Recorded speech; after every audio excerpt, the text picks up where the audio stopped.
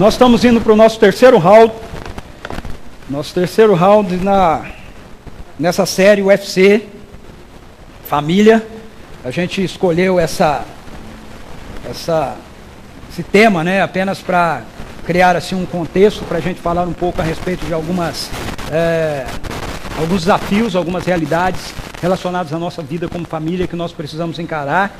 E hoje o nosso combate precisa iniciar com uma definição de uma expressão que tem sido usada no contexto missional, essa expressão família estendida. O que nós queremos dizer com isso? O que nós queremos dizer com família estendida? Muita gente escreveu, né? E pastores, amigos e tudo mais me escreveram perguntando o que é isso, né? O que é família estendida e tal. Então nós vamos começar fazendo uma definição disso para a gente, porque realmente esse é um conceito que ele é um conceito missional, usado dentro das igrejas missionais, na nossa igreja que tem essa visão de alcançar pessoas, né? Mas ela é uma visão também que já está aí sendo utilizada pelo marketing, ok? Então, eu peguei uma definição do pastor Mike Breen. Ele diz para a gente aí, ó, basicamente, o termo família estendida é utilizado quando uma pessoa se relaciona com outras pessoas além da sua própria família, que fazem parte de seu convívio cotidiano, como parentes, amigos e pessoas com quem há interatividade regular. Ou seja, família estendida é essa ideia ou essa noção de família que vai além, ok? Que transcende a nossa família nuclear.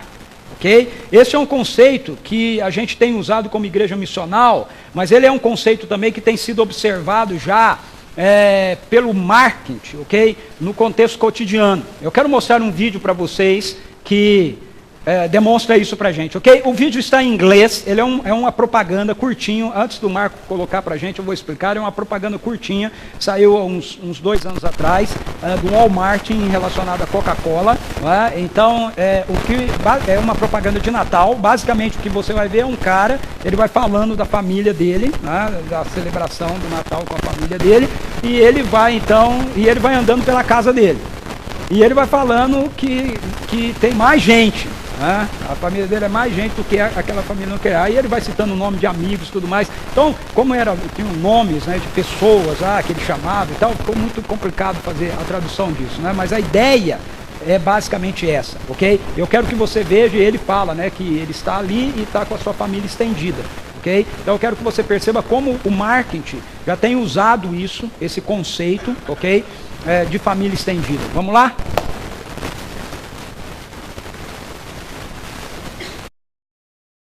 The holidays are here again, so I'm inviting all my friends, the people who are close to me, they're my extended family. You've got my mom, my sis, my brother, my surprisingly cool stepmother, and the 2 kids that she had before she ever met my dad. Next you've got my aunts and cousins, they showed up with several dozen friends of theirs. It's fine with me, I've got enough for all. Here in the hall you got my office mates, my best friend and his online date. They've all come here to celebrate, this is my family. My judo coach, my allergist, my MySpace friends and Twitter list, and the first girl that I ever kissed. You're beautiful, I love you. 'Cause there's one truth I have found, and it's never let me down. When you stock up on joy, there's enough to go round. Singing joy, enough to go round. Enough to go round and around and around and around. Singing joy, enough to go round. Enough to go round and around and around and around. Muito bem, esse é o conceito de família estendida, ok? Que casa dele, né? Ele vai cumprimentando as pessoas e cada vez tem mais gente na casa dele, cada vez vai chegando mais gente, né? Então as relações dele vai se ampliando. Essa é a ideia que está por detrás. A ideia de família estendida, então, passa por esse conceito de reconhecermos um grupo maior, um grupo que transcende a nossa família nuclear, um grupo que pode ser composto por outras familiares consanguíneos ao nosso, mas que também pode ser composto por amigos, ok? E por conhecidos, e por pessoas que a gente vai agregando e vai trazendo para dentro do nosso círculo de relacionamento. Por que que para a igreja é importante nós entrarmos em combate por esse conceito de família? Esse conceito de família estendido, esse conceito de família que vai além dessa ideia da família nuclear, né, que é o pai, a mãe e os filhos lá, né, juntos e quando muito aí com o avô e a avó. Há pelo menos 3 razões para a gente lutar pelo resgate dessa ideia da família estendida, ou pela construção do conceito da família estendida. Primeiro, porque a conhecida família nuclear tem sofrido com o individualismo da nossa sociedade contemporânea. O individualismo da nossa sociedade contemporânea gera em nós a ideia de que se nós nos casamos e se nós formamos a nossa família, agora a gente tem que se virar, ok? Dentro da nossa casa, dentro da nossa família. E aí tem expressões como essa, assim, quem casa quer casa.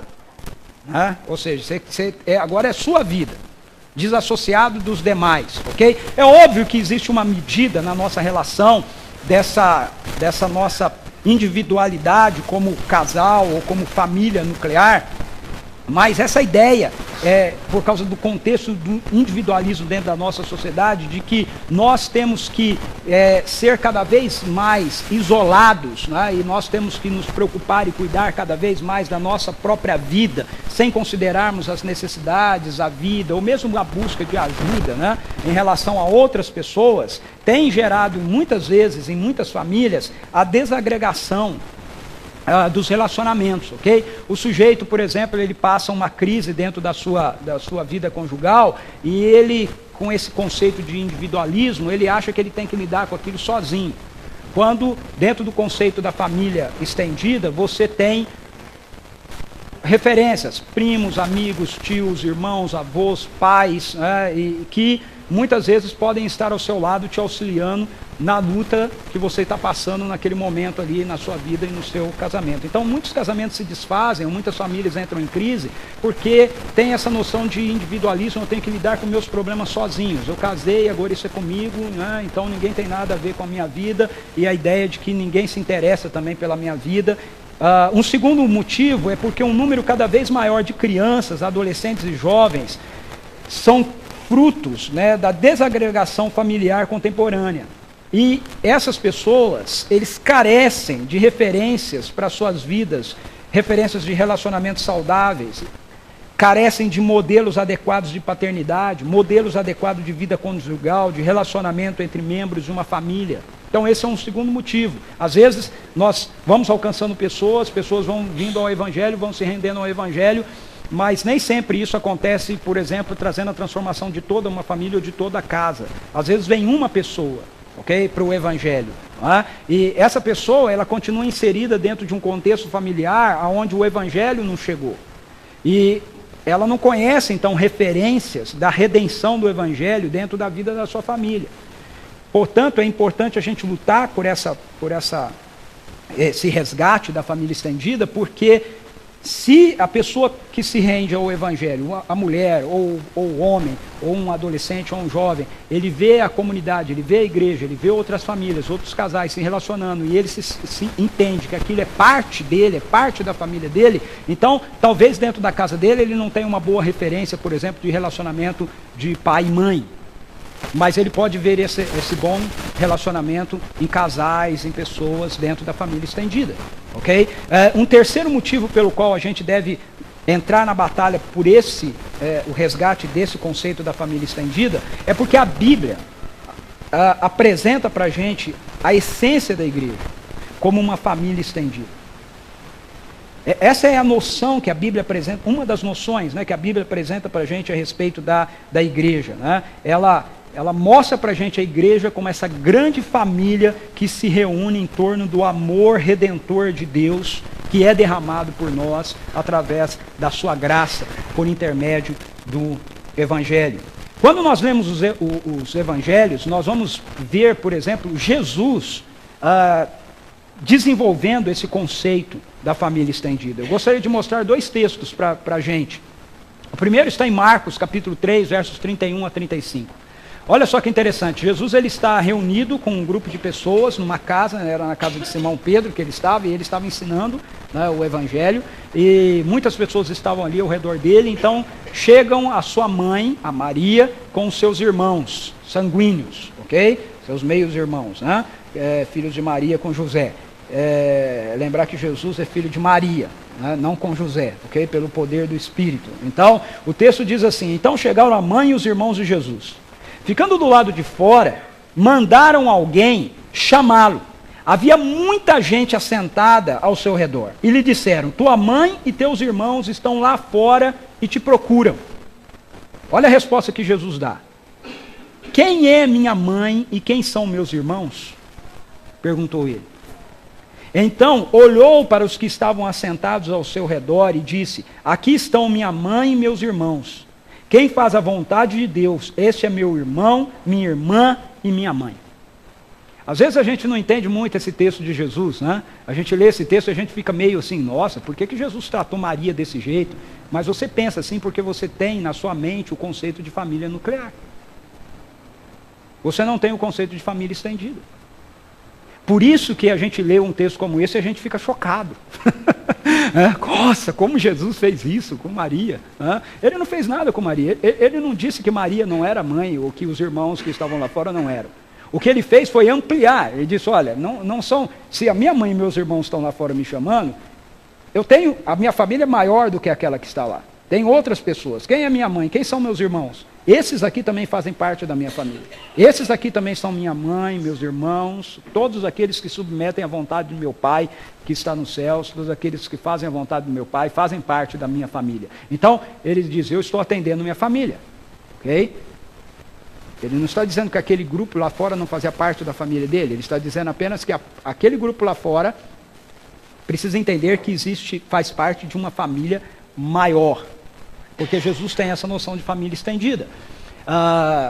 Um outro texto que a gente poderia observar, eu iniciei o nosso encontro aqui com ele, eu acho um texto muito interessante, é esse texto quando os discípulos eles ficam meio impressionados com Jesus, quando Jesus despede um jovem que era rico, né? ele era judeu, olha só as qualidades do cara, ele era judeu, ele era rico e ele era religioso, né? Desde pequeno. E ainda assim ele tem uma inquietação no seu coração sobre ter a certeza da vida eterna. E ele vem até Jesus e diz: Senhor, como eu posso ter a certeza, a garantia da vida eterna? Ele deveria ter a garantia da vida eterna dentro da teologia apresentada pelos rabinos para ele, porque ele era rico e os rabinos entendiam que pessoas ricas, judeus ricos, eram sinal da bênção de Deus sobre a vida deles. E ele sabia que ele tinha guardado os mandamentos desde pequeno. Então isso deveria trazer segurança para ele, mas ele não está se sentindo seguro, ainda assim ele está inquieto. Será que eu sou salvo mesmo? Aí ele vai até Jesus, Jesus é o rabino, ele quer saber a opinião de um rabino diferente, e ele diz para ele: bom mestre, o que eu faço para herdar a vida eterna? E Jesus então, num diálogo com ele, mostra para ele como ele era apegado aos bens materiais dele. Ele diz: olha, se você realmente quer ter a vida eterna, vai, vende tudo que você tem, dá aos pobres, você vai ter um tesouro nos céus, depois você vem e siga-me. Jesus está chamando para o contexto do evangelho, para o contexto do discipulado. E o texto diz que ele, porque era dono de muita riqueza, sai cabisbaixo. E Jesus deixa eu ir embora. E em seguida Jesus diz: quão difícil é um rico entrar no reino dos céus. E aí os discípulos ficam em crise. Falam: puxa, mas se um judeu rico, que a gente entendia que era abençoado por Deus, esse é difícil ele entrar no reino de Deus, então o que vai ser de nós? Então ninguém pode ser salvo. E aí Jesus diz: olha, é impossível para os homens, mas não para Deus. Deus pode salvar qualquer pessoa. E Jesus faz uma ilustração lá sobre o camelo passar pelo fundo de uma agulha. Ele diz que é mais fácil passar um camelo pelo furo de uma agulha do que um rico entrar no reino de Deus, uma pessoa ser salva pelos seus próprios esforços. Você tem que ler esse texto dentro do contexto do que Jesus está conversando com o jovem, ok? A ideia era que ele se esforçava e pelas suas obras ele poderia ser salvo. E Jesus está dizendo: isso não é possível. E aí Pedro fica impressionado com aquilo e diz para Jesus: olha, nós tudo deixamos e te seguimos. Nós tudo deixamos e te seguimos. E Jesus então responde para ele com esse texto. Jesus disse-lhes, Jesus respondeu: digo-lhes a verdade, ninguém que tenha deixado casa, irmãos, presta bastante atenção no texto porque ele tem uma uma jogadinha aí que Jesus faz, que se a gente lê sem prestar atenção, a gente perde o fio da meada. Ninguém que tenha deixado casa, irmãos, irmãs, mãe, pai, filhos ou campos por causa de mim e do Evangelho, deixará de receber 100 vezes mais, já no tempo presente, casas, irmãos, irmãs, mães, filhos e campos, e com eles perseguição, e na era futura a vida eterna. Vocês notaram o que Jesus fez no texto? O que é que ele diz que se a gente abre mão, a gente recebe depois 100 vezes mais? O que é que ele diz que a gente deve abrir mão? Casa, irmãos, irmãs, mães, pais, filhos, campos. O que é que ele diz que nós vamos receber 100 vezes mais na vida presente? Casas, irmãos, irmãs, mães, filhos. O que faltou aí? Pais. Pais. Ele diz, qualquer um que deixe mãe, pai. Mas na hora que ele fala assim, vão receber 100 vezes mais, ele diz 100 vezes mais mãe, mas ele não diz 100 vezes mais pai. Por quê? Porque ele está pensando no reino, na família estendida. Ele está pensando na igreja, ok? Ele está pensando no povo de Deus. 100 vezes mais daquilo que a gente vai receber dessas coisas, não inclui pai, porque nós só temos um pai, que é Deus. Ok? Um outro texto em Mateus ele vai dizer isso. Ele vai dizer, você só tem um pai, que é Deus. Então, do que Jesus está falando? Como é que a gente recebe 100 vezes mais nessa vida? Pessoas da linha da teologia da prosperidade pegam esse texto aqui para querer dizer que você vai receber 100 vezes mais essas coisas de forma pessoal, individual. Dinheiro, para você 100 vezes mais casa. Mas eu não tenho 100 vezes mais casas.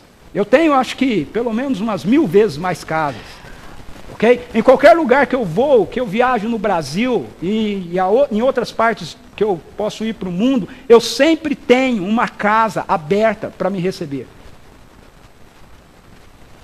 Ok? É que nós, ainda bem, né? Nós cristãos temos que ter consciência. Então, como a gente tem consciência, a gente não faz isso. Mas se a gente fosse fazer de forma inconsciente, eu poderia fazer um tour pelo mundo, sem precisar me preocupar com hospedagem e com alimentação. Eu posso ir para qualquer lugar do mundo e eu vou ter alguém para me receber. Qualquer lugar do mundo. Okay? Se eu pensar só em termos de uma facção, de uma parcela da família de Deus, da estrutura da família de Deus, com a qual eu estou envolvido diretamente, que é, por exemplo, a Mocidade para Cristo, eu tenho mais de 100 países onde eu posso ir, ok? Fazendo um telefonema no Brasil, dizendo, olha, eu sou da Mocidade para Cristo, eu estou indo para aí, preciso de um lugar para ficar. Falar com o diretor nacional lá, do país aonde eu estou indo, e ele vai arrumar um lugar para eu ficar. A igreja, isso é a igreja. É a igreja. Então, quando a gente compreende essa dimensão de que a igreja, ela não é apenas uma instituição, uma estrutura, ela é uma grande família. Nós reconhecemos, nós temos 100 vezes mais mães. Mulheres que vão atuar cuidando da gente, orando por nós. Olha o movimento Desperta Débora, né? Eu acho o maior barata a meninada com as Déboras, né? A Suzy, onde ela chega, sempre tem as filhas, né? Quem faz parte do movimento Desperta Débora sabe como isso é aqui. Mas aqui na nossa própria igreja local, a gente deve começar a experimentar isso. Não é? Aqui, se nós somos 100 pessoas, nós temos 100 vezes mais casas. 100 famílias, 100 vezes mais casas. 200 famílias, 200 mais casas. Mães, irmãos, irmãs, pais. Então, como é que nós podemos combater em prol do conceito e do desenvolvimento da família estendida, como uma alternativa de Deus para o acolhimento e para o modelamento de pessoas que se rendem ao Evangelho na nossa cultura contemporânea? Porque a família estendida ela é uma resposta de Deus para essa realidade de tantas pessoas que se rendem ao Evangelho, para tantas famílias que são alcançadas pelo Evangelho, ou pessoas e famílias que são alcançadas pelo Evangelho e que não viram ainda toda a sua família redimida. Que não tem ainda um pai que possa trazer uma palavra de estímulo a ele para o Evangelho, porque o pai ainda não é convertido. A mãe ainda não é convertida. Então, aonde esses jovens podem encontrar isso? Entre nós. Maridos, esposas, adultos, ok? Para responder essa pergunta, como é que nós podemos entrar nessa batalha? Eu quero convidar você para abrir a Bíblia comigo em Tito. O livro de Tito é uma carta que Paulo escreve para um dos seus seguidores. Então, abra a sua Bíblia lá em Tito, ou então ligue, né, a sua Bíblia e vá até Tito. Se você ligar, lembre de deixar no Vibracal, por favor. Tito, está lá no fim da Bíblia. Tito, capítulo 2.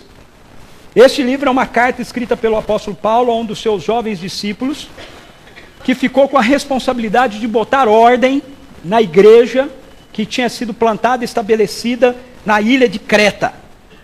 Ok? Então Paulo traz uma série de orientações para esse jovem pastor, dizendo, você tem que fazer a igreja aí caminhar organicamente, de uma forma que o Evangelho e o reino de Deus se manifeste no meio dessa cultura. E aí ele vai trazendo uma série de orientações para Tito, e no capítulo 2, nós começamos com o texto dizendo assim, você, porém, fale o que está de acordo com a sã doutrina. E aí Paulo vai trazer uma série de orientações, de aplicações do que ele está chamando aqui de sã doutrina. E a partir dessas aplicações que Paulo nos faz, eu quero fazer 3 colocações para a gente. Primeira, nós precisamos entender que todos nós somos responsáveis na formação dos valores familiares. Para a gente entrar em combate pela noção, pelo conceito da família estendida, nós temos que entender que todos nós somos responsáveis na formação dos valores familiares. Ele começa dizendo, como eu apresentei já no verso 1, você, porém, fale o que está de acordo com a sã doutrina. E ele vai fechar o texto, versículo 15, dizendo assim, é isso que você deve ensinar, exortando-os e repreendendo-os com toda a autoridade, ninguém o despreze.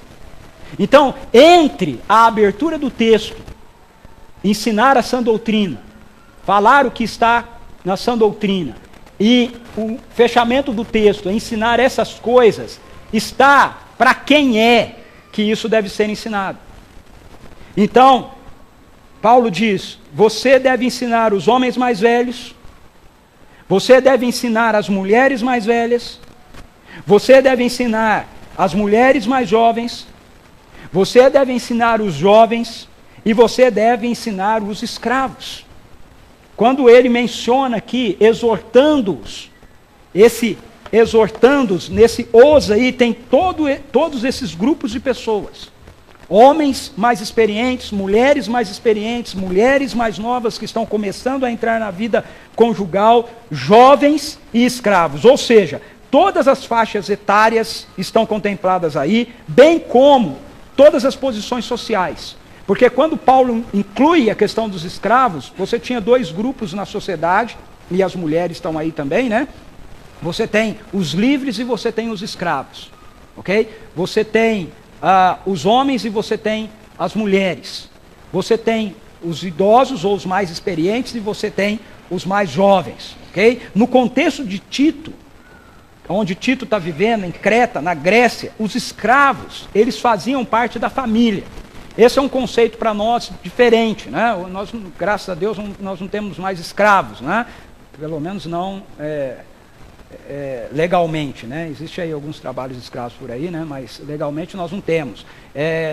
Mas a gente tem alguma noção disso também com relação ao período de escravatura no Brasil, né? O escravo era uma propriedade, né? de uma família, de um senhor, né? Então, ele fazia, de certa parte da família, porque ele estava vivendo ali, ok? Não que ele fosse efetivamente da família, mas ele estava vivendo no contexto da família. Então, quando Paulo faz essa afirmação, na cultura grega, os escravos eram propriedades dos patronos, então eles faziam parte dessa família maior, dessa família estendida. No texto de Tito, Paulo não faz menção aos senhores. Mas ele faz menção aos senhores em Efésios 6:9. Em Efésios 6:9 ele diz lá: vocês, senhores, tratem seus escravos da mesma forma, não os ameacem, uma vez que vocês sabem que o Senhor deles e de vocês está nos céus, e ele não faz diferença entre as pessoas. Então em Tito ele faz a omissão do patronos, mas em Efésios ele faz menção do patronos. Então a noção que a gente tem aqui, nessa perspectiva, é que para haver a manutenção dos valores do reino de Deus, e para esses valores serem desenvolvidos dentro da família, todos nós precisamos estar envolvidos com isso. Então o conceito da família estendida, a tarefa de nós nos vermos como uma grande família, não é uma tarefa dada apenas aos homens, ou apenas às mulheres, ou apenas aos líderes. Todos nós precisamos ter a compreensão de que esse é o projeto de Deus, ou o propósito de Deus para nós como comunidade, para nós como igreja, para trazer uma resposta para a nossa sociedade, para carências da nossa sociedade. Na nossa cultura, nós fugimos da responsabilidade que temos como parte da nossa família. Na maioria das vezes, a gente atribui a alguém da família, a responsabilidade, e a gente quer se ausentar, culturalmente falando, da nossa responsabilidade. Há muitas famílias que não têm nenhuma referência que possa ser seguida pelos seus componentes. Nenhuma referência de paternidade, nenhuma referência de maternidade, nenhuma referência conjugal, nenhuma referência de como pais devem tratar filhos, ou de como os filhos devem respeitar os pais. Não há. Simplesmente não existe. Então, onde é que a nossa sociedade, ou que as pessoas da nossa sociedade vão encontrar essa realidade? Esse modelo. A nossa sociedade não tem isso nas suas famílias, porque, na verdade, cada um está preocupado apenas com os seus direitos individuais. Okay? Isso é a nossa motivação o tempo todo. O ensino da nossa sociedade, da cultura contemporânea, o tempo todo é esse. Você tem que pensar em você. Você tem que se preocupar com você. Okay? Então, dentro das nossas próprias famílias, dentro do nosso contexto social, a maioria das pessoas não estão engajadas com a responsabilidade familiar. Cada uma está em busca do seu próprio interesse, de cuidar apenas dos seus próprios interesses. Isso é mostrado o tempo todo para a gente em novelas. O cara que não quer que a irmã receba parte da herança porque ela foi adotada. A herança é minha. Como é que ela vai fazer parte disso? Eu não quero que ela receba. Ele está pensando nele. Ele não está pensando no todo da realidade, no todo da família. A igreja, portanto, deve ser essa grande família para onde a sociedade deveria olhar e encontrar referências diferentes. Nós podemos ser essa grande família porque nós temos sobre nós, todos nós temos sobre nós o mesmo sangue. Quando nós nos rendemos ao Evangelho, o sangue de Jesus nos redime de todo o pecado.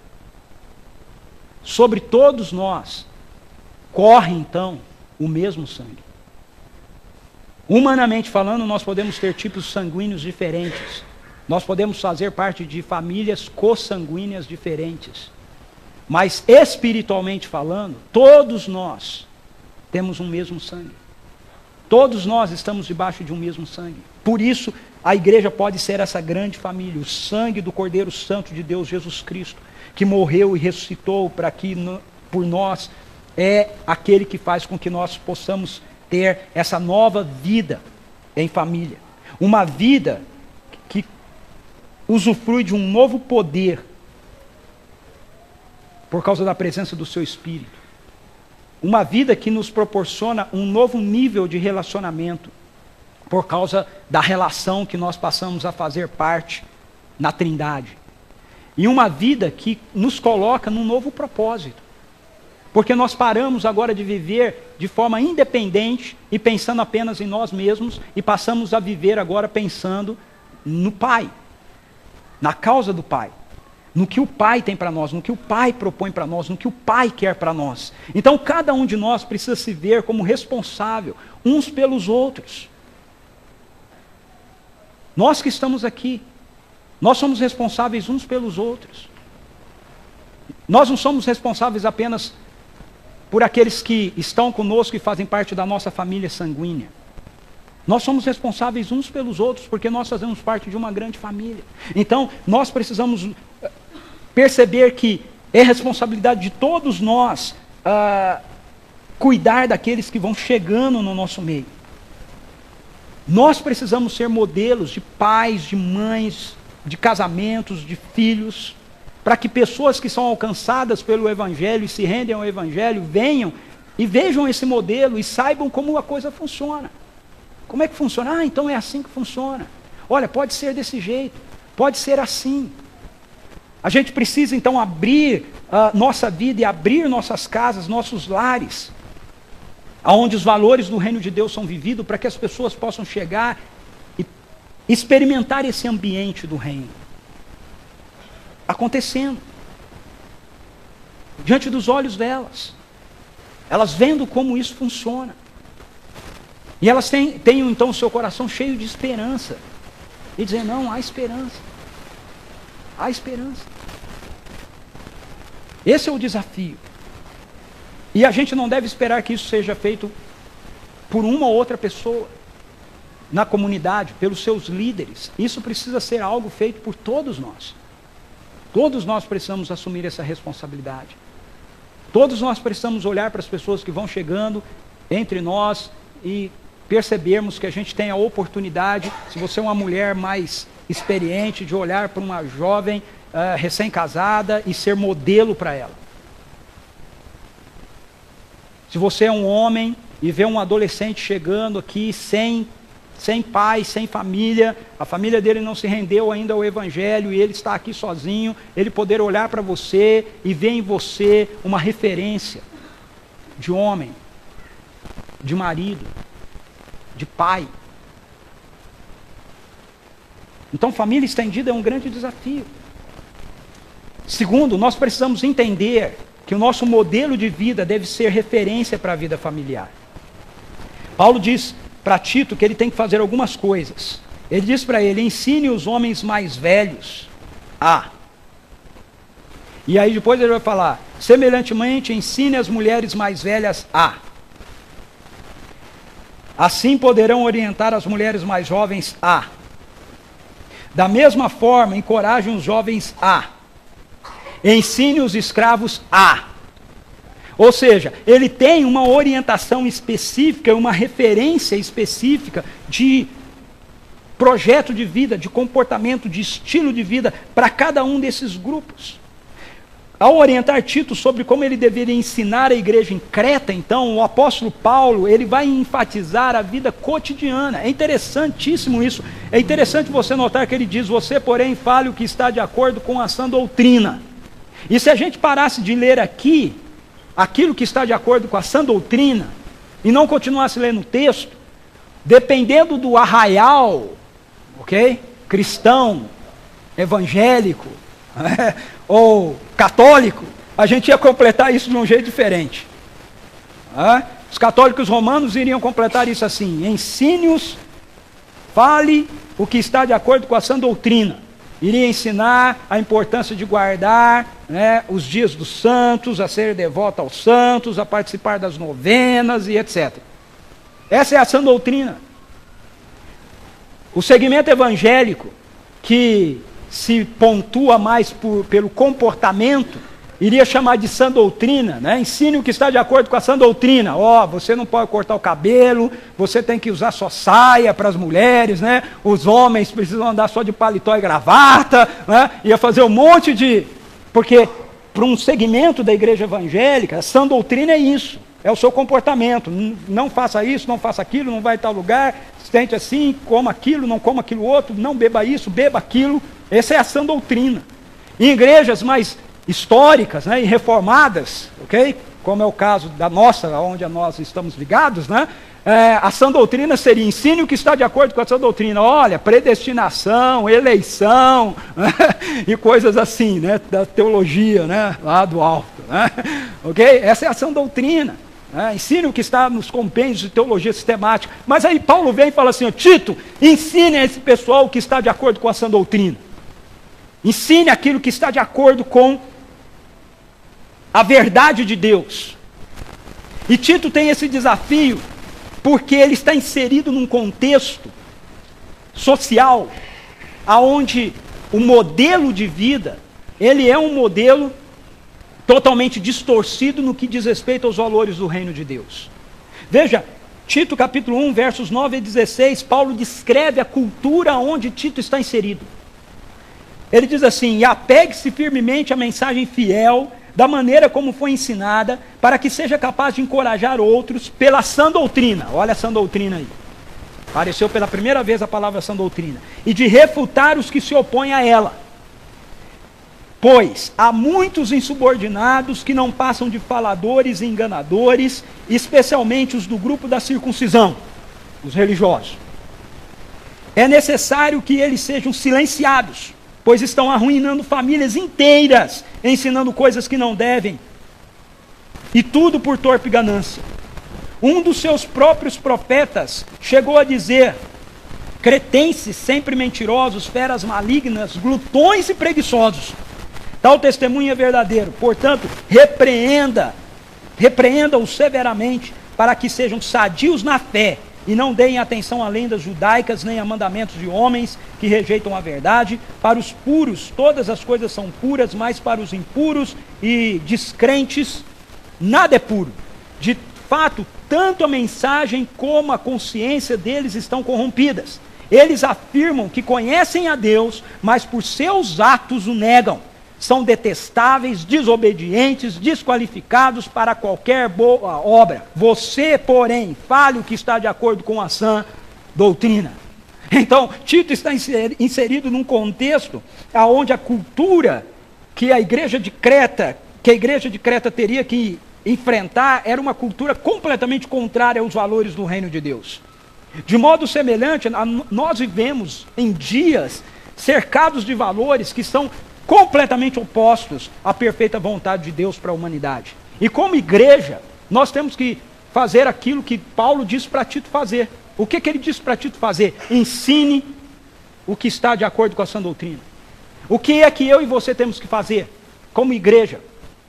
Ensinar o que está de acordo com a sã doutrina. Aí vem a pergunta, o que é que está de acordo com a sã doutrina? E a resposta de Paulo é simplesmente surpreendente. Porque a sã doutrina para Paulo, aqui, não trata de aspectos, de conceitos teológicos, mas trata do efeito do evangelho na nossa vida. Quando o evangelho nos alcança, a nossa vida é transformada, e quando a nossa vida é transformada, então a nossa postura de vida, o nosso comportamento, o nosso estilo de vida muda. E é isso que Paulo está chamando de sã doutrina. Então, ensine os homens a sã doutrina. Os homens mais velhos devem ser modelados de moderação, respeito, sensatez, uma vida saudável de fé, de amor e de esperança. Verso 2. Ensine os homens mais velhos a serem moderados, dignos de respeito, sensatos e sadios na fé, no amor e na perseverança. Aí ele diz, as mulheres mais velhas devem ser modelos de vidas reverentes, bondade, temperança e benignidade. Essas mulheres devem orientar as jovens mulheres, verso 3 e 4. Semelhantemente, ensine as mulheres mais velhas a serem reverentes na sua maneira de viver, a não serem caluniadoras, nem escravizadas a muito vinho, mas a serem capazes de ensinar o que é bom. Assim poderão orientar as mulheres mais jovens a amarem seus maridos e seus filhos. As mulheres mais novas, ele diz que Tito tem que ensiná-las que elas devem praticar o amor ao esposo e cuidado para com os filhos, a serem prudentes, puras e a não serem ociosas, serem bondosas, submissas a seus maridos. Mas como Tito vai ensinar as mulheres mais novas? Através das mulheres mais experientes. Verso 4 de novo, assim poderão orientar as mulheres mais jovens a amarem seus maridos e seus filhos, a serem prudentes, puras, a estarem ocupadas em casa, ao invés de ficar batendo perna, e a serem bondosas e sujeitas a seus maridos, a fim de que a palavra de Deus não seja difamada. Não briga comigo, é Briga com o Tito, briga com a palavra de Deus. Ele que está falando aqui. Okay? Ele que está falando aí, ó. Não, de vez em quando, dá umas voltinhas, pô, tá bom? Sem nenhum problema. A ênfase que ele está dando é: você orienta as mulheres mais experientes para que elas se lembrem qual é o estilo de vida que elas têm que ter, porque elas têm a missão de ensinar as mulheres mais novas. Mulheres mais novas precisam aprender com mulheres que já têm mais experiência. Mas para aprender com mulheres que têm mais experiência, as mulheres que têm mais experiência precisam ter uma vida modelada pela realidade do Evangelho. O que é a sã doutrina para os jovens? Prudência. Verso 6. Da mesma maneira, encorajem os jovens a serem prudentes. Que palavra de sabedoria é essa, não é? Porque você quer uma fase mais imprudente na nossa vida do que a juventude? Na adolescência, nós achamos que nós podemos tudo. Por que vira e mexe, jovem morre aí com acidentes tolos de moto? Porque o sujeito acha que ele pode. Ele acha que não vai acontecer com ele, que ele pode, que ele é o bom, que ele tem controle. Por que a gente tem um número cada vez maior de jovens e adolescentes que se envolvem com drogas? Eu nunca conversei com um adolescente ou um jovem envolvido com droga que o cara tenha me dito assim: não, eu entrei sabendo que eu ia ser viciado, que eu ia ficar viciado. Vocês já conversaram com alguém assim? Todos eles sempre dizem assim: não, eu fui experimentar, mas eu ia parar.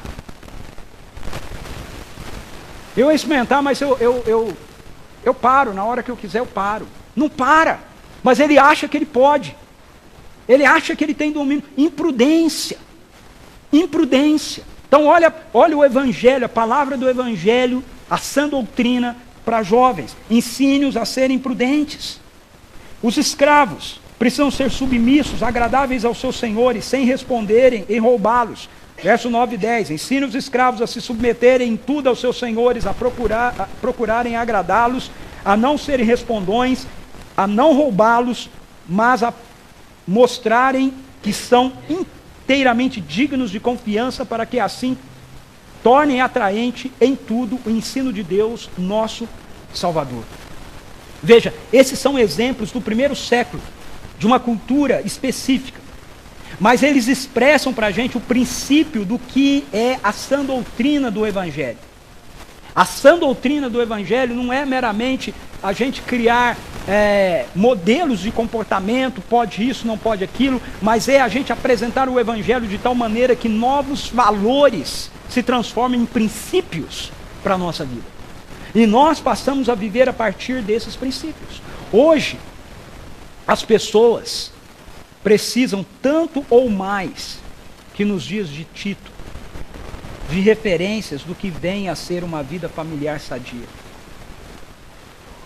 Pessoas precisam de referências e de encontrarem um caminho alternativo que possa inspirá-las à vida, inspirá-las no investimento familiar. Adolescentes e jovens precisam encontrar referências de casais com casamentos sadios, para que então eles possam se sentir seguros ao entrarem em um casamento.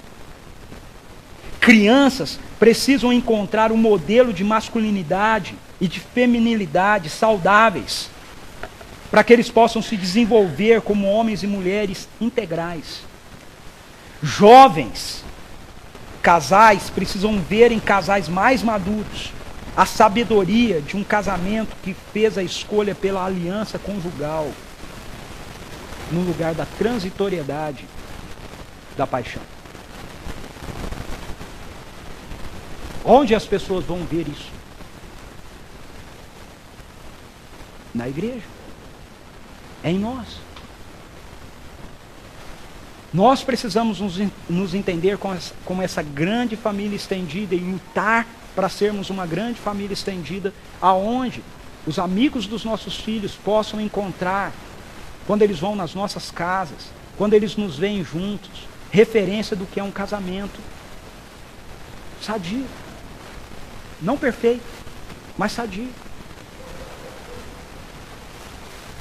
Mulheres, homens, jovens que passaram por uma separação precisam encontrar entre nós, na vida de mulheres, na vida de homens, que estão entre nós e que também passaram por uma separação, mas que viram o Evangelho os redimir, o modelo de esperança, de que a vida pode continuar, e que coisas novas podem acontecer na sua história, na sua vida.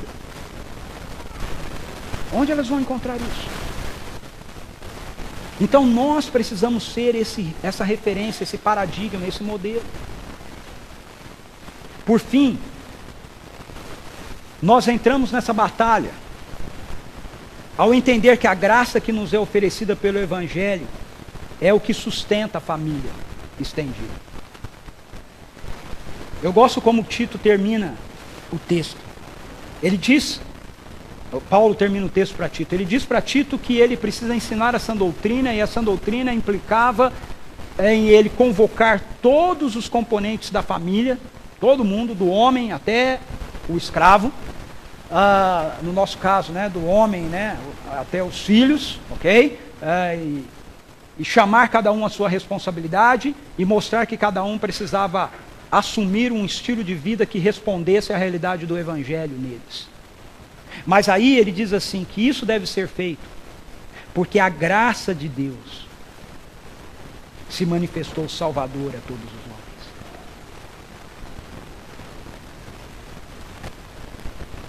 homens. Esse é o momento em que Deus tira o peso das nossas costas. O que Paulo está dizendo para Tito não é, olha, vocês têm que se esforçar mais, vocês têm que trabalhar mais, vocês têm que tentar fazer com que a vida familiar de vocês seja boa, seja perfeita, vocês têm que fazer com que a igreja de vocês seja uma igreja boa e perfeita. Não, ele está dizendo, olha, vocês têm que simplesmente se render ao Evangelho. Para que essas realidades aconteçam, para que a sã doutrina aconteça na vida de vocês, vocês têm que se lembrar que a graça se manifestou salvadora a todos os homens. Todos os homens aqui não significa a cada indivíduo, significa a todos os grupos. Ok? Você tem que ler o que ele está falando dentro do contexto do que ele está falando. O que ele fez? Ele pegou homens idosos, mulheres idosas, homens jovens, mulheres jovens, e pegou os escravos, ok? Que está dentro do âmbito, né, das classes sociais. Então ele está trabalhando com grupos, e aí ele diz, a graça de Deus se manifestou salvadora para todos esses grupos, para todas as pessoas. Não é apenas para um grupo, mas é para todo mundo, para toda a nossa casa, toda a nossa família. E aí ele diz que essa graça que se manifestou salvadora nos ensina a renunciar à impiedade, às paixões mundanas e a viver de maneira sensata, justa e piedosa nesta era presente. É a sã doutrina. Enquanto aguardamos a bendita esperança, a gloriosa manifestação de nosso grande Deus e Salvador Jesus Cristo. Ele se entregou por nós a fim de nos remir de toda maldade e purificar para si mesmo um povo particularmente seu, dedicado à prática das boas obras. Ele nos remiu. Ele nos remiu. Então, para viver essa dimensão da família estendida, que é uma inspiração para as pessoas que chegam, encontrarem referência para as suas vidas, no que diz respeito ao casamento, ao relacionamento com pais, com filhos, entre cônjuges, a gente que teve o seu casamento destruído, mas que pode começar uma nova realidade na sua história. A conclusão desse texto é de fundamental importância. Ele estabelece a compreensão da igreja como a família estendida de Deus por nós. Nós somos a família estendida de Deus porque Jesus Cristo nos remiu. Ele nos alcançou através da sua vida, através da sua morte, através da sua ressurreição. Ele nos comprou. Ele pagou o preço daquilo que eu e você não podemos pagar. E Ele fez aquilo que eu e você não podemos fazer. E por causa disso, Ele pode nos trazer agora de volta para estarmos sob a sua liderança na construção de uma nova realidade de vida para nós. Então, não existe nenhum elemento mágico que vai transformar a vida da gente ou a igreja num modelo perfeito. O que existe é a compreensão de que nós fomos remidos, de que a história da vida da gente está sendo construída por Deus. Muitas pessoas se decepcionam com a igreja, Porque elas se esquecem disso, elas se esquecem que a igreja ela é composta por seres humanos como todos os demais. Elas se esquecem que a única diferença entre nós e o poder e pessoas que ainda não foram redimidas é o poder do Evangelho. Não é que nós somos pessoas melhores, mas é que o Evangelho está atuando na nossa vida e ele está nos conduzindo a viver um novo estilo de vida, um estilo de vida diferente daquele do contexto que nos cerca.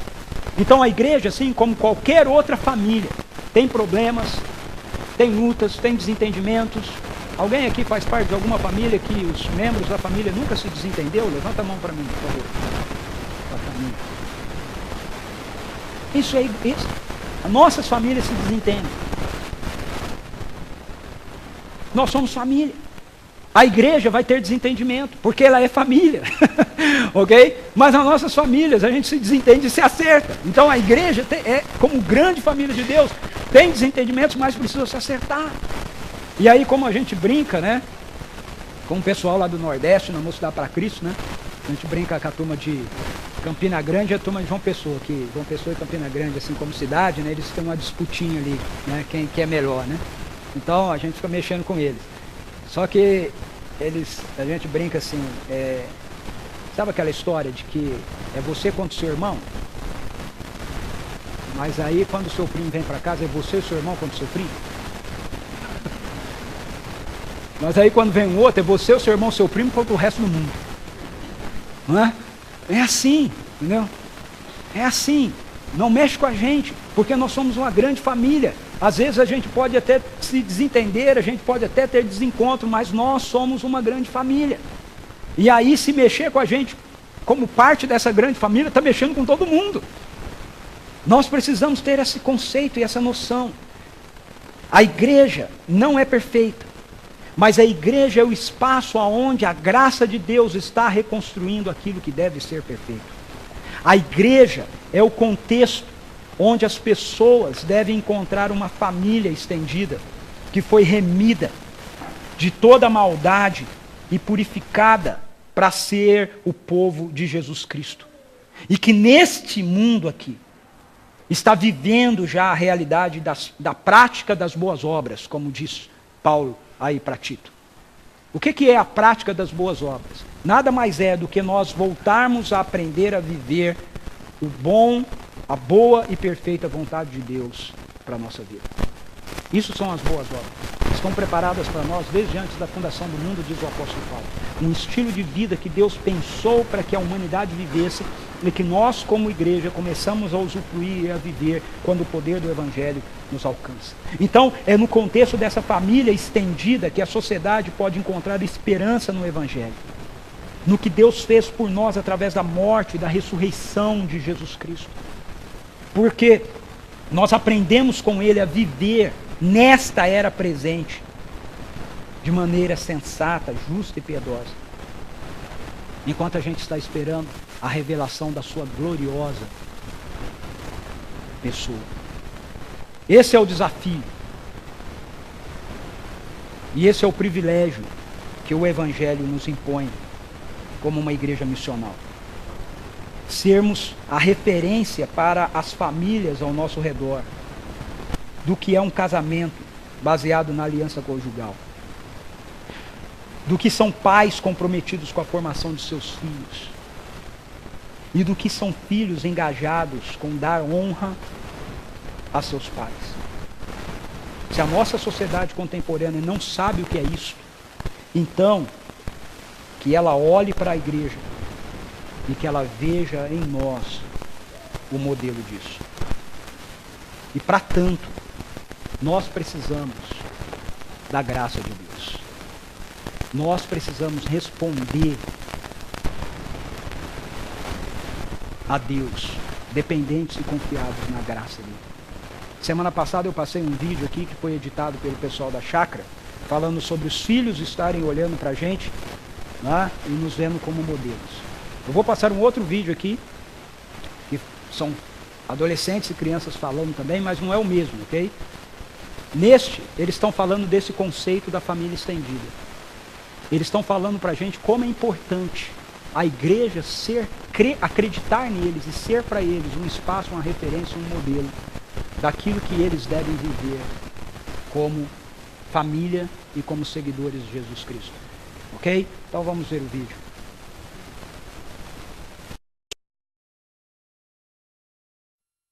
You'll find us laughing, playing, singing and talking. You'll find us hurting, lying, fighting, and crying. You'll find us in homes, in schools, and in shopping centres. You will find us in parks, on the street, and in churches. We are your children. Your youth and your responsibility. The call of the world continues to weaken the influence of our families and the church over us. It is becoming harder and harder for us to hear the message of God's love. The time is right for a decade-long emphasis on the children and youth of our world. We don't need another program. We don't need more events or church camps. We need a church that will minister to us and incorporate us into the church family through a wide variety of means and methods. We want and need opportunities to minister to others in ways consistent with our ages, abilities, and spiritual gifts. We can serve in lots of ways. We can pray for our neighbours. We can help others to feel they belong. We can learn to play our part. We can even help make decisions. We are disciples in training, not disciples in waiting. Please don't underestimate us. We are the church of today and the church of the future. But you're in danger of losing us. You're losing us. You're losing us. You're losing us. You're losing us. You're losing us. You're losing us. You're losing us. You're losing us. You're losing us. You're losing us.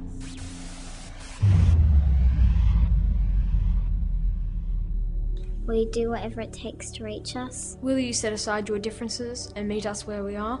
Will you teach us how to live? We are within your grasp. You can help change our lives. Please take time to share Christ with us. Because in 10 years I'll be 19. I'll be 20. I'll be 19. Because in 10 years I'll be 16. I'll be 24. 10 years I'll be 16. I'll be 17. Because in 10 years I'll be 14. I'll be 18. I'll be 23. I'll be 18. I'll be 20. We'll be 16. The question is. The question is. The question is. The question is. The question is. The question is. The question is. The question is. The question is. The question is. In 10 years, will you have made a difference?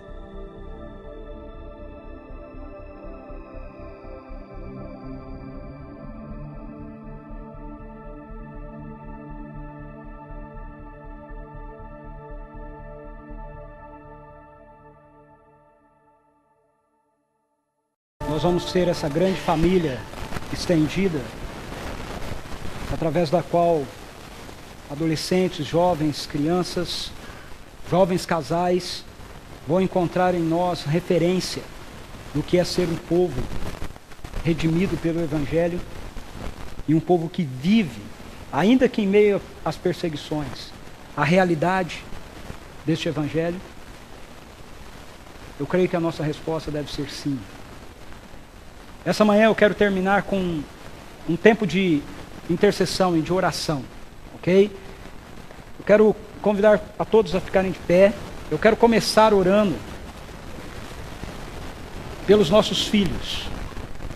Então eu queria pedir para que você que está aqui com a gente, adolescente, jovem, né, que está aqui, eu queria que você viesse aqui à frente, ok? Eu quero que a gente esteja orando por você. Venha para cá, saia de onde você está e vem aqui. Eu quero pedir para que os presbíteros que estão aqui com a gente, se é que tem algum presbítero aí, eu não estou enxergando, agora ficou todo mundo em pé, viesse aqui em cima do palco comigo, por favor.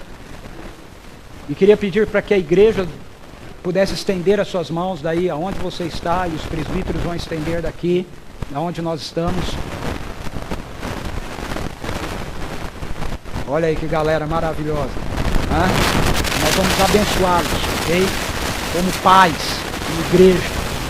Nós vamos abençoar a vida dos nossos filhos e vamos orar por eles e pedir para que Deus esteja cercando-os com a sua graça, o seu amor, a sua bondade. Ok? Estenda as suas mãos, então vamos orar. Eu vou pedir para o presbítero Albert nos dirigir nessa primeira oração. Marcos, sem fio.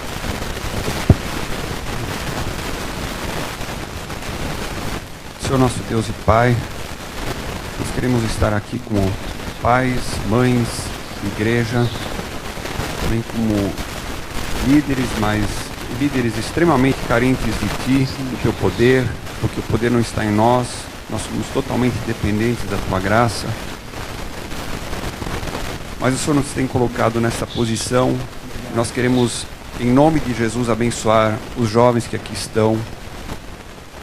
Queremos pedir que o Senhor derrame as Tuas bênçãos, ó Deus, que eles tenham muita presença de Ti, Amém, Jesus. que tenham intimidade contigo, ó Deus, que amem a Tua palavra, Amém, Jesus. que tenham tempo para se dedicar ao estudo da Tua palavra, Em nome de Jesus. que aprendam a profundidade da oração, da comunhão contigo, Amém, Jesus. que isso tudo seja uma experiência prazerosa contigo e que eles possam ver o Senhor agindo, Sim, operando milagres nas suas vidas, nas vidas de seus pais, seus irmãos, parentes, amigos.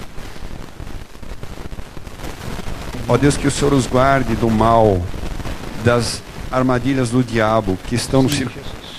que estão ao nosso redor, especialmente enquanto somos jovens, ó Deus. Que eles se firmem no Teu caminho, que o Senhor os guarde de acidentes, que o Senhor os mantenha saudáveis, Amém, Jesus. que eles entrem em relacionamentos saudáveis, que eles perguntem qual é a pessoa com a qual um dia deverão se casar, Amém, Jesus. que isto seja muito claro para eles, Em que nome busquem de Jesus. pessoas que Te amam, que busquem um filho Teu, uma Amém, filha Jesus. Tua, Amém, para Jesus. caminharem uma vida em Em conjunto. nome de Jesus.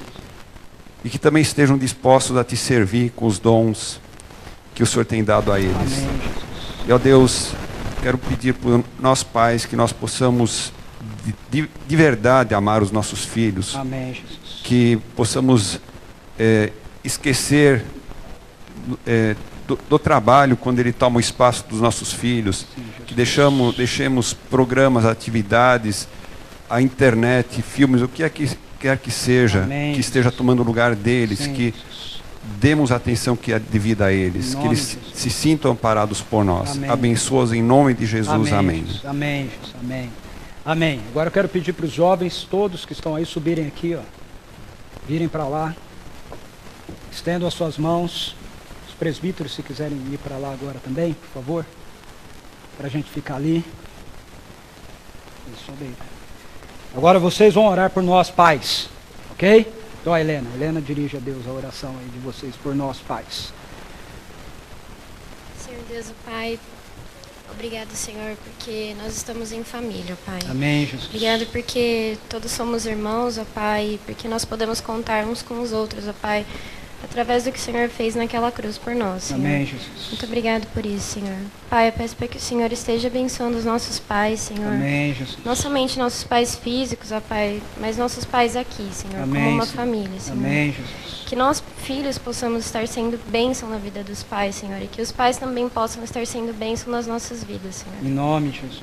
Peço para que o Senhor nos dê humildade, ó Pai, nos dê corações humildes, ó Pai, para que estejamos sempre diante da Tua presença, ó Pai, sabendo que nós necessitamos de Ti, Senhor, para abençoar a vida dos outros, ó Pai, para se tornar cada vez mais parecidos com o Senhor, ó Amém, Pai. Jesus. Peço para que o Senhor esteja guardando os nossos pais, Senhor, abençoando-os onde quer que eles forem, Senhor. Amém. Que eles possam estar sendo exemplos, ó Pai, e que eles possam receber cada vez mais o Teu amor, da Tua sabedoria, ó Pai, Amém, para Jesus. poder nos ensinar, Pai, qual caminho nós devemos seguir. Em nome de Jesus, amém. Amém, Jesus. Amém. Amém. Muito bem. Senta não, fica em pé aí.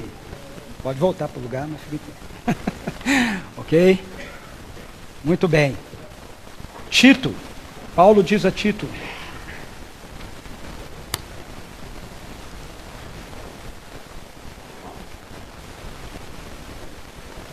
Verso 7.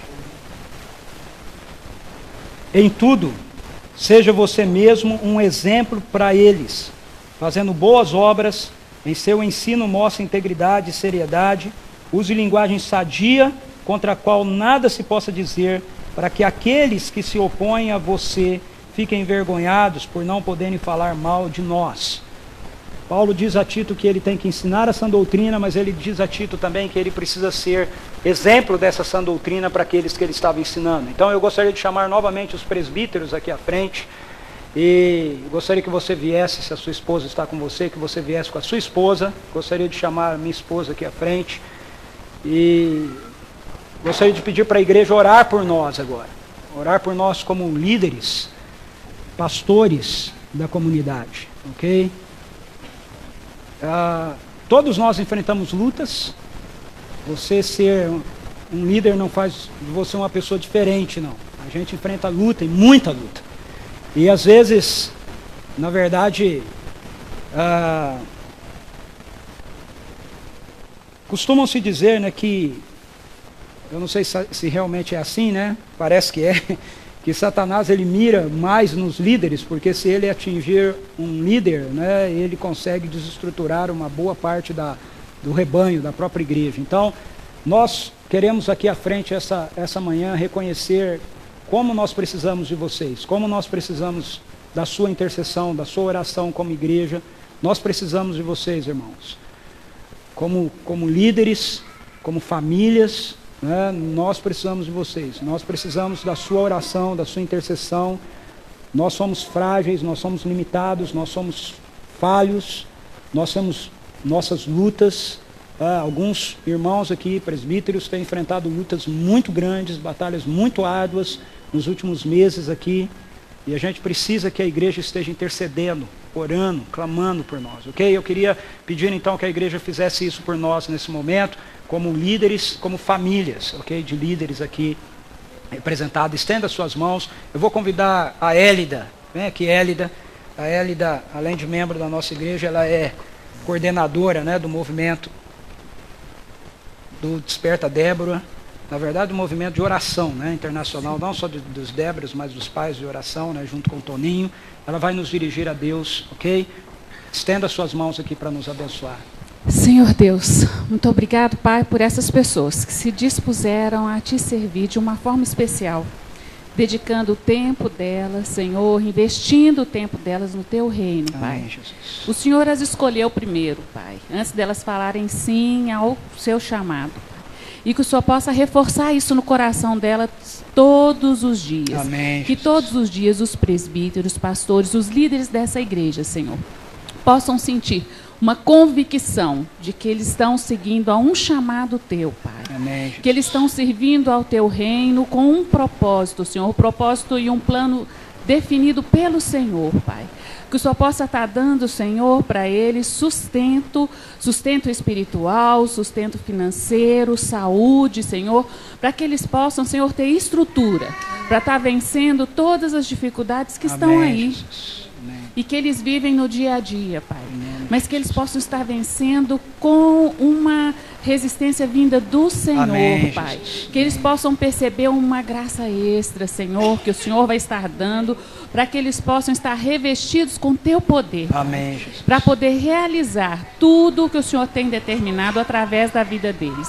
Abençoa-os, Pai, como pais de família, Amém. como esposo, Amém. como empresários, no que eles puserem a mão, Senhor, eles possam estar bem-sucedidos, ser Amém, bem-sucedidos, Jesus. Pai, porque eles estão arraigados, Senhor, debaixo da Tua presença, debaixo da Tua força, Senhor. Sim, Jesus. Que a confiança deles possam vir possa estar fundamentada somente em Ti, Pai. Amém, Jesus. Que nunca possa vir os nossos próprios esforços, Sim, a gente Jesus. possa perceber que não é nada, Pai, mas que através do Senhor a gente pode muita coisa, Senhor. Amém. Que o Senhor possa estar realmente, eles possam estar sentindo a Tua presença em cada recôndito da vida deles, Amém, Pai. em nome E de que eles possam, Senhor, seguir jamais desanimando, Pai, mas sempre na esperança de que eles realmente estão realizando os planos do Senhor aqui na terra, Amém, Pai. Jesus. Estão nos abençoando, estão fazendo com que nos tornemos mais fortes, com que busquemos mais o Senhor, que eles possam ser realmente modelos debaixo da Tua graça, Amém, Senhor. E em nome de Jesus é que nós Te agradecemos por essas vidas. Amém, Senhor. Amém, Jesus. Amém. Amém.